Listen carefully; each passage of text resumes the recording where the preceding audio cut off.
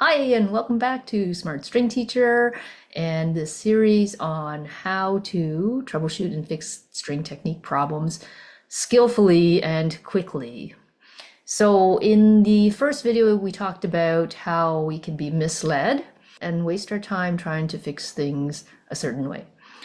In the second video, we talked about the thumb and how we can fix that properly with the use of contact points.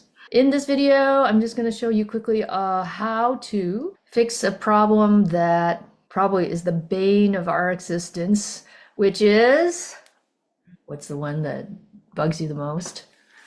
The bent wrist. Again, in the first video, we talked about how we try to fix things by the way they look. So obviously this is bent and this is wrong, and we try to fix it by telling the students to straighten their wrist, right? Now, what's wrong with that? What's wrong with that is it doesn't address the root of the problem and it doesn't address the source of the solution. Okay, first of all, why is the student doing this? Because they're trying to hold up their instrument like this, right? So first of all, you need to make sure that they can securely hold the violin with their chin, but that's a topic for another video. So what's the solution for this? The solution is not on this side of the hand actually, it's behind. So let me turn around. And you can see that the thumb is back here. Why is that a problem? Well, because that's what is causing the wrist to bend.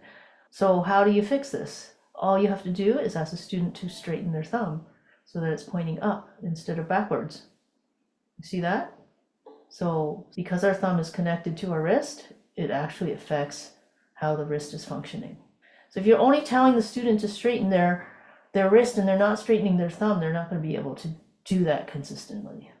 Okay, so you don't even have to talk about the wrist when you see this. Just tell them to straighten their thumb and they will automatically straighten their wrist. Okay, another tip is how high or low should the thumb be? A good guideline that works for everybody's hand is to look at the bottom of the thumbnail and get the student to line up the bottom of the thumbnail with the black fingerboard. And that's a great height for the thumb, so it's not too high or too low. Okay, so I hope that you see that when you're looking in the wrong place, you're not finding the best solution, and often the solution is somewhere where you're not looking. In this case, it's the other side of the hand, which is the thumb. Make sure that thumb is straight and you'll get a lot more straight wrists. So give that a try. Let me know how it goes. Again, when I train my teachers, that's one of their favorite tips. And I'm sure it's going to work for you too. Make sure if you haven't subscribed yet that you do, so you don't miss out on the next 3 tips.